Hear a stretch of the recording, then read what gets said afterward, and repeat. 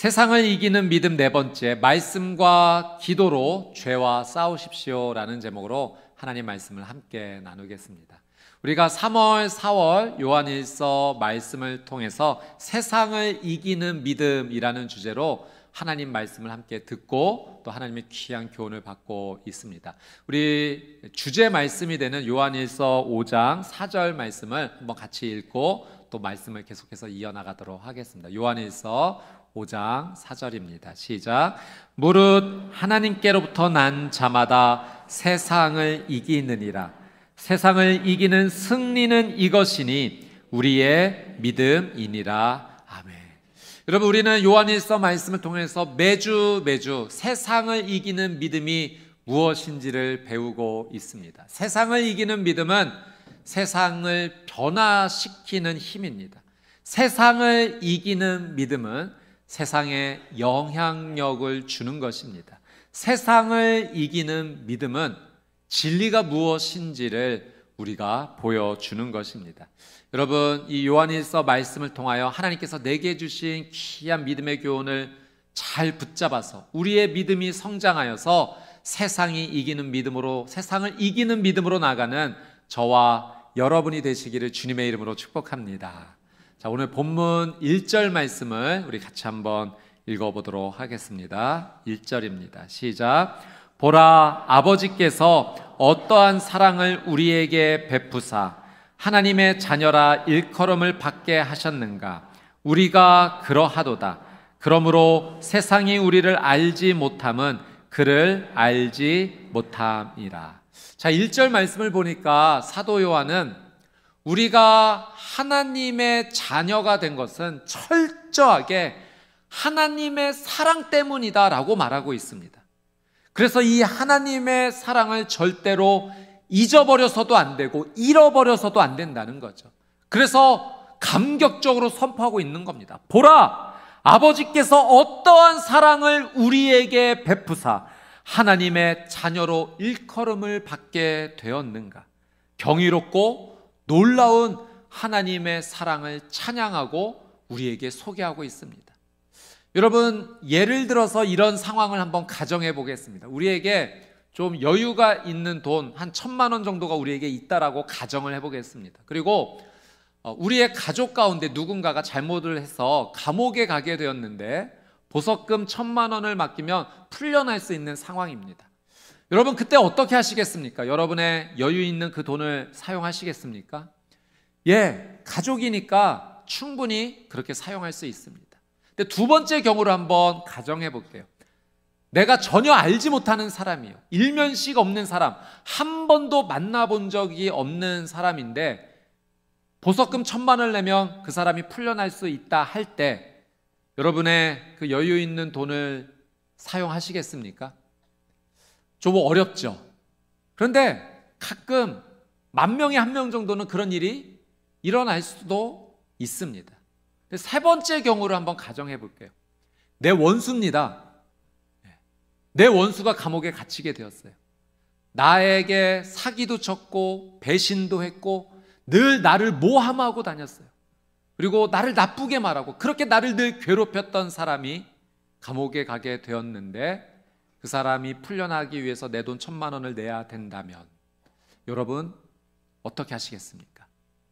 이건 정말 하기 힘들고 어려운 일입니다. 근데 여러분, 하나님과 우리의 관계가 지금 이 세 번째 경우보다도 훨씬 더 안 좋았던 그런 관계였어요. 우리가 하나님을 배신했고 배반했고 등 돌렸고 세상이 미혹하고 유혹하는 것을 따라서 육신의 정욕, 안목의 정욕, 이생의 자랑을 그토록 쫓아다니며 하나님 마음을 아프게 한 죄인 중에 죄인이었습니다. 돌이킬 수 없는 강을 건넜던 존재였어요. 도저히 우리의 힘으로는 이 죄의 문제를 해결할 수가 없었어요. 하나님과의 무너졌던 관계를 회복할 수가 없었던 겁니다. 호세아 말씀을 보면 이 호세의 아내가 남편을 떠나서 음란한 일을 하게 됩니다.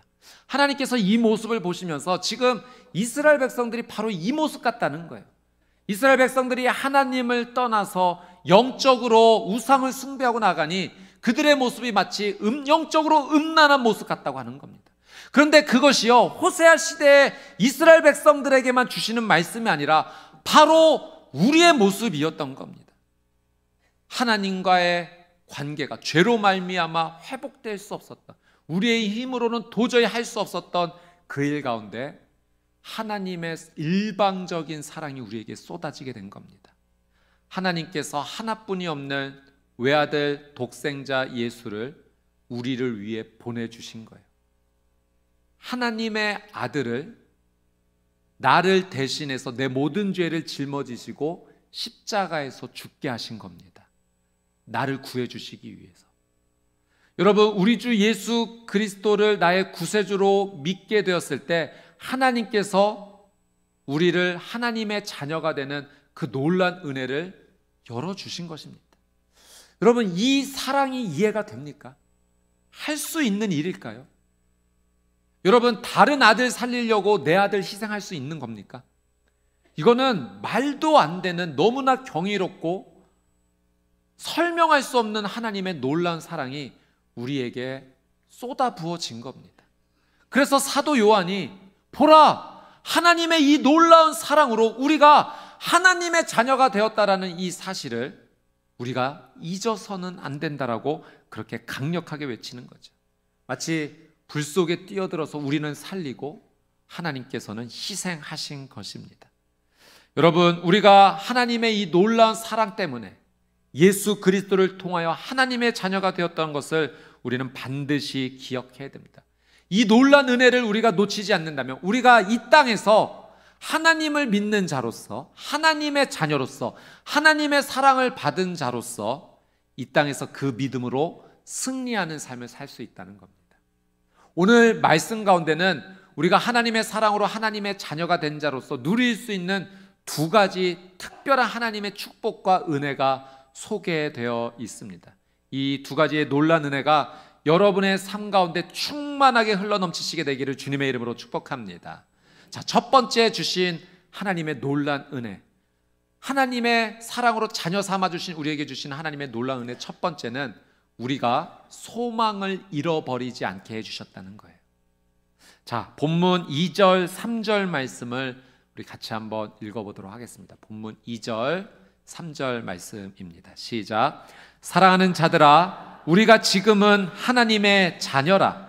장래에 어떻게 될지는 아직 나타나지 아니하였으나 그가 나타나시면 우리가 그와 같을 줄을 아는 것은 그의 참모습 그대로 볼 것이기 때문이니 주를 향하여 이 소망을 가진 자마다 그의 깨끗하심과 같이 자기를 깨끗하게 하느니라. 아멘. 여러분, 사도 요한은요, 우리가 그 하나님의 놀라운 사랑으로 하나님의 자녀가 되었다는 것을 감격적으로 아는 사람은 소망을 갖게 된다는 겁니다. 어떤 소망이냐면, 지금은 우리가 하나님의 자녀로서 아직 그렇게 되지는 않았지만 장래에 예수 그리스도께서 다시 재림하실 때, 다시 이 땅에 심판주로 오시게 될 때 그와 같은 모습으로, 예수님과 동일한 모습으로 우리가 변화될 것을 우리는 소망해야 된다는 겁니다. 여러분, 예수님께서 이 땅에 다시 오실 때 그 모습이 어떤 모습일까요? 우리는 아직 그 모습을 보지 못했기 때문에 정확히는 알지 못하지만 예수님께서 변화산에서 보여주신 모습을 통해서 우리는 짐작할 수가 있어요. 여러분, 예수님께서 변화산에서 변모하셨을 때 그 옷이 아주 하얘졌고 광채가 임했다라고 성경이 기록하고 있습니다. 여러분, 우리 주 예수 그리스도가 오실 때 우리는 하나님의 사랑받는 자녀로서, 구원받는 자로서 그와 같은 모습으로 변화될 줄 믿습니다. 그것이 영화되는 겁니다. 글로리피케이션.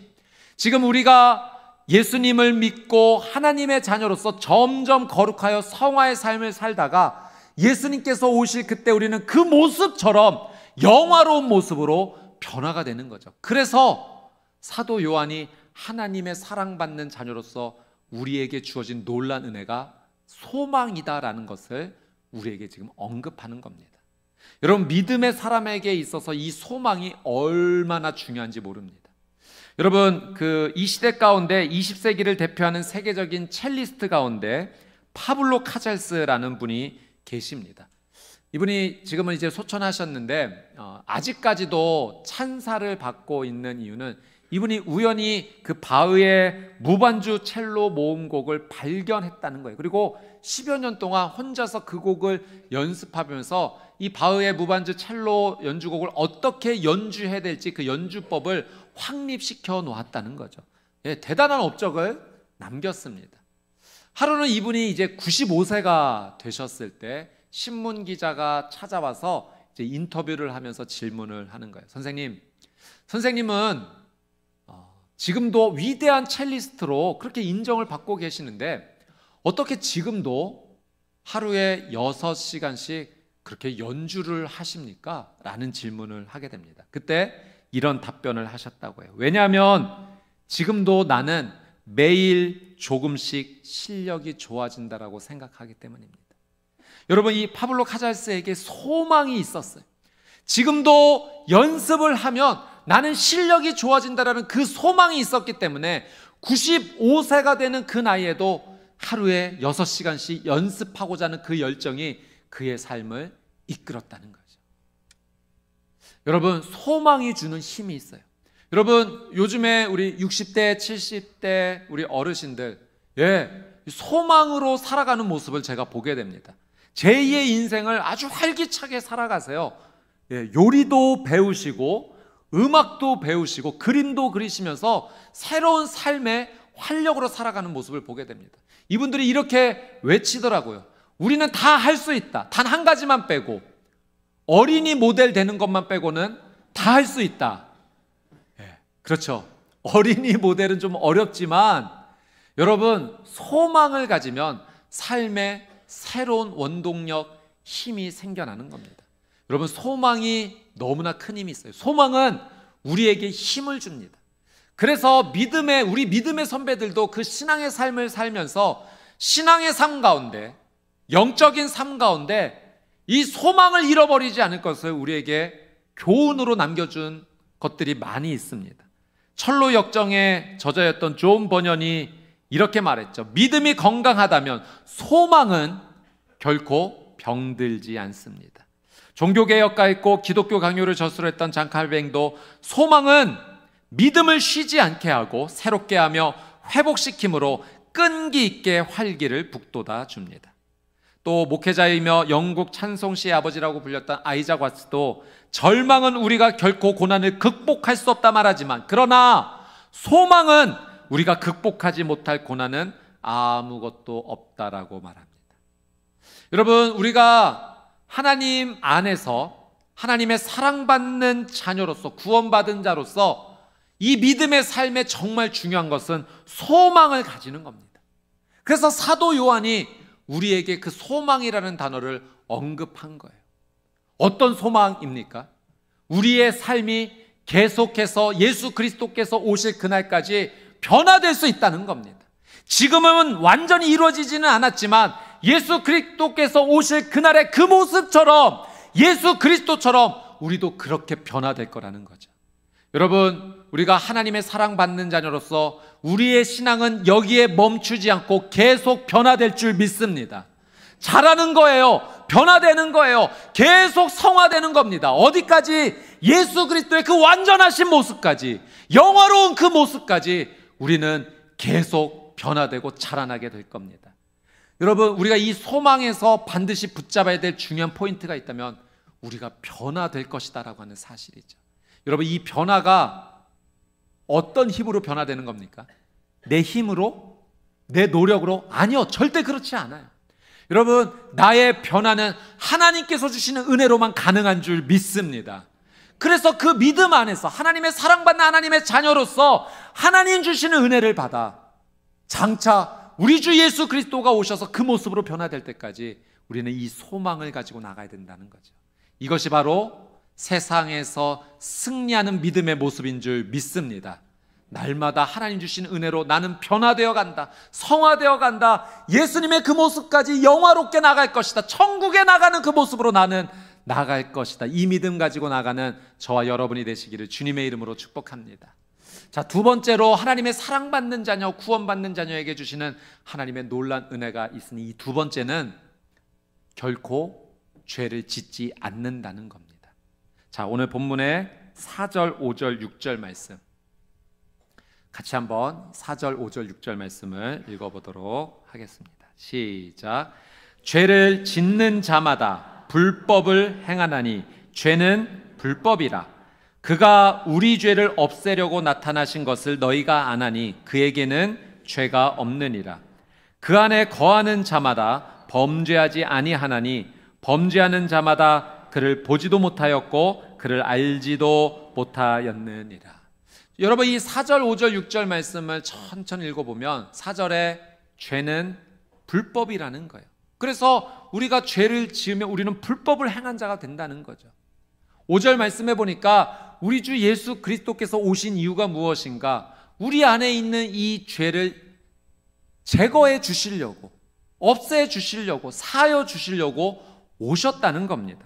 그래서 6절 말씀에 사도 요한이 우리의 죄를 없애주러 오신, 죄가 없으신 그분 안에 우리가 거하면, 즉 그분이 나의 그리스도, 메시아, 구세주임을 분명히 고백하면 예수님 안에 거하는 거 아니겠습니까? 그 안에 거하는 자는 어떻게 된다고요? 범죄하지 아니하나니, 불법인 죄를 행하지 아니한다라고 사도 요한이 분명하게 선포합니다. 자, 8절 말씀도 한번 이어서 한번 읽어보도록 하겠습니다. 8절입니다. 시작. 죄를 짓는 자는 마귀에게 속하나니 마귀는 처음부터 범죄함이라. 하나님의 아들이 나타나신 것은 마귀의 일을 멸하려 하심이라. 아멘.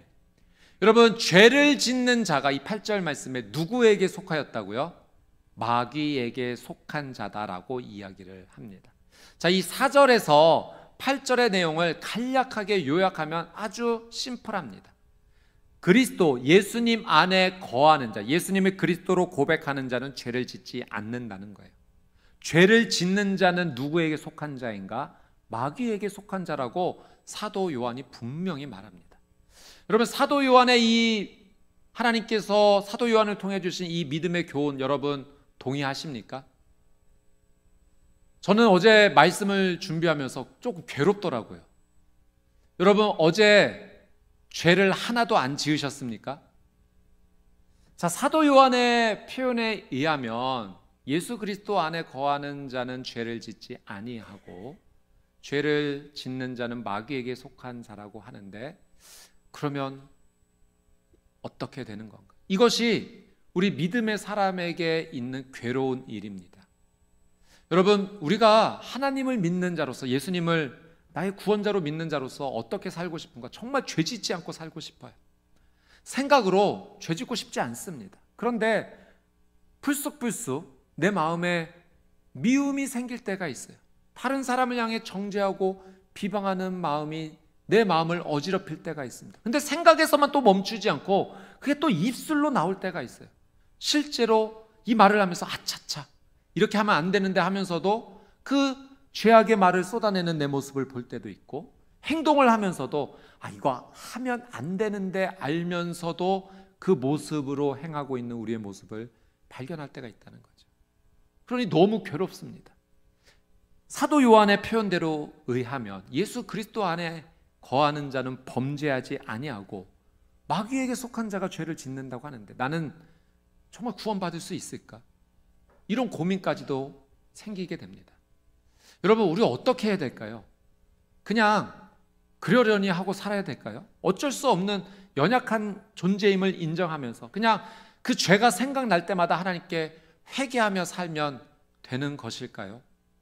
여러분, 우리의 이 고민 앞에 하나님께서 이것을 해결해 주시고 깨닫게 해주시는 오늘 약속의 말씀이 오늘 본문 가운데 있습니다. 우리 9절 말씀을 우리 같이 한번 읽어보도록 하겠습니다.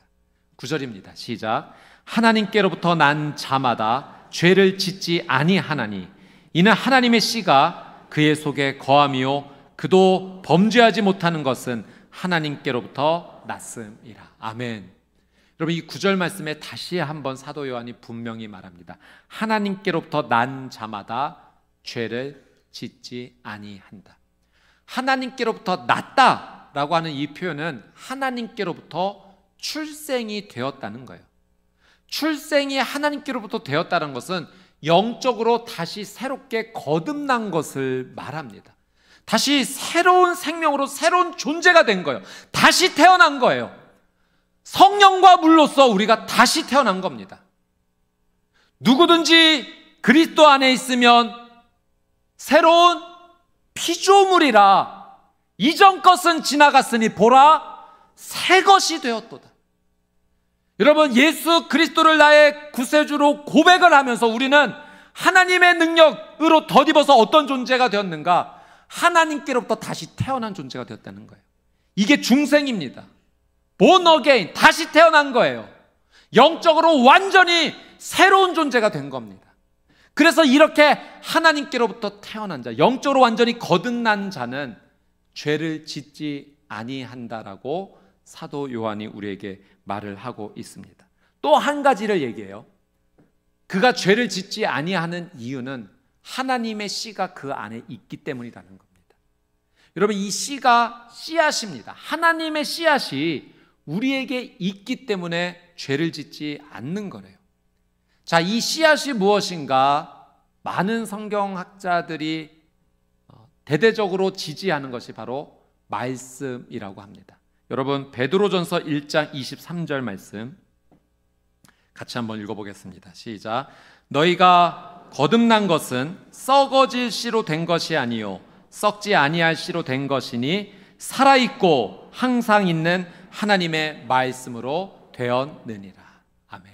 그러니 우리가 죄를 짓지 아니하는 이유는 우리가 하나님의 사랑을 받아 구원받은 자로서 하나님의 은혜를 덧입어서 완전히 새롭게 변화된 존재로서 하나님의 말씀이 우리 안에 씨앗으로 담겨져 있기 때문에 그는 결코 죄를 짓지 않는다라고 사도 요한이 말하고 있는 겁니다.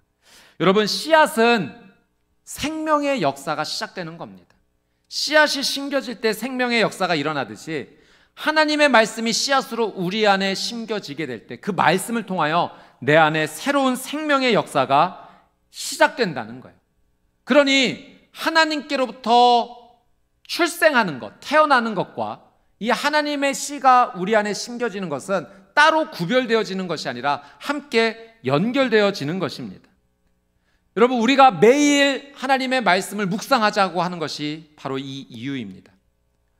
우리가 하나님의 사랑받는 자로서 정말 이해할 수 없는 하나님의 놀라운 사랑으로, 엄청난 사랑으로 하나님의 자녀가 되는 은혜를 덧입게 된 거예요. 예수님을 나의 구세주로 고백하게 된 겁니다. 그 사람은, 그 믿음의 사람은 하나님의 말씀에 믿음으로 받아들여져서 그 말씀대로 살아가는 삶이 당연하게 이루어지는 겁니다. 그래서 매일 하나님의 말씀을 읽고 묵상하면서 하나님께서 오늘 나에게 이렇게 말씀해 주시는구나. 내가 그렇게 하나님의 놀라운 은혜를 받은 자로서 내가 이 하나님의 말씀대로 순종하며 살아가야지. 여러분, 우리가 지금 필사를 하고 있습니다. 말씀을 기록하며 나가면서 하나님께서 내게 이렇게 살기를 원하시는구나 깨닫게 되는 거예요. 그게 말씀의 씨앗으로 우리의 삶 가운데 떨어지게 되는 겁니다. 여러분, 씨앗이 심겨진 자리에 생명의 역사가 일어나죠. 뿌리를 내립니다. 새싹이 돋습니다. 줄기가 솟고 꽃이 피고 열매가 열려요. 마찬가지로 매일매일 하나님의 씨앗, 말씀이 우리의 삶 가운데 떨어지게 되면 여러분, 그 하나님의 말씀이 내 안에서 생명의 역사를 시작하는 겁니다. 뿌리를 내리고 새싹이 돋고 줄기가 솟고 꽃이 피고 열매 맺는 거예요. 그래서 어느 순간요, 예전에는 내가 거리낌 없이 늘 항상 이런 죄를 짓고 살았던 나인데 어느 날 하나님의 말씀을 늘 순종하며 살아가는 나의 삶 가운데 어떤 일이 일어나게 되면 그걸 거부하고자 하는 힘이 생기는 걸 느낍니다. 나는 이대로 살지 않으리라. 내가 예전에 지었던 이 죄대로 살지 않으리라. 그런 생각이 들 때 나는 이 생각 따라가지 않을 거야. 거절하고 거부하고 예수 그리스도의 이름으로 끊어내는 일들이 일어나게 됩니다. 예전에는 늘 내가 그렇게 말했었는데 그렇게 말하지 않는 나를 보게 돼요. 하나님께서 주시는 힘을 보게 돼요. 그렇게 행동하지 않는 나를 보게 돼요. 내 안에 하나님의 말씀이 생명력 있게 움직여서 죄를 짓지 않도록 내 삶을 이끌어가 주시는 하나님의 놀라운 은혜를 누리게 되는 겁니다. 여러분, 사도 요한이요, 오늘 6절 말씀에서 예수님 안에 거하는 자마다 범죄하지 아니한다라고 설명했어요. 이 범죄하지 아니한다라고 하는 이 시제를 보니까 직설법 현재 시제인데요, 이 직설법 현재 시제, 범죄하지 아니한다라는, 그래서 이 현재 시제에 맞춰서 해석하면 이런 의미가 담겨져 있습니다. 삶 속에서 늘 습관적으로 일어나는, 상습적으로 일어나는 그 행동을 하지 않는다는 거예요. 예수님 안에 거하는 자마다. 여러분, 우리가 죄와 싸워 이길 수 있는 그런 존재가 아닙니다. 우리는 스스로 죄와 맞닥뜨리면 늘 패하게 돼요. 그런데 이 죄와 싸워 이길 수 있는 힘과 능력이 어디에서 오는가? 하나님께로부터 오는 겁니다. 그래서 내 힘으로 싸우는 게 아니라 예수님 안에 거함으로 죄를 짓지 않는 거예요. 예수님을 믿는 이 믿음 안에서 예수님께서 우리를 도와주시는 거예요. 여러분, 그 예수님께서 역사하시는 그 놀라운 은혜 우리가 순종하며 나가는 겁니다. 여러분, 디모데전서 4장 5절 말씀에 이런 말씀이 있습니다. 같이 한번 읽어보도록 하겠습니다. 시작. 하나님의 말씀과 기도로 거룩하여짐이니라. 아멘. 여러분, 우리가 거룩하여질 수 있는, 성화될 수 있는, 그래서 장래 우리 주 예수 그리스도처럼 영화로운 그 놀라운 변화의 모습으로 우리가 소망을 하며 나갈 수 있는 이유는 하나님께서 우리에게 말씀을 주셨기 때문이고, 그 하나님께 기도하며 나갈 수 있기 때문입니다.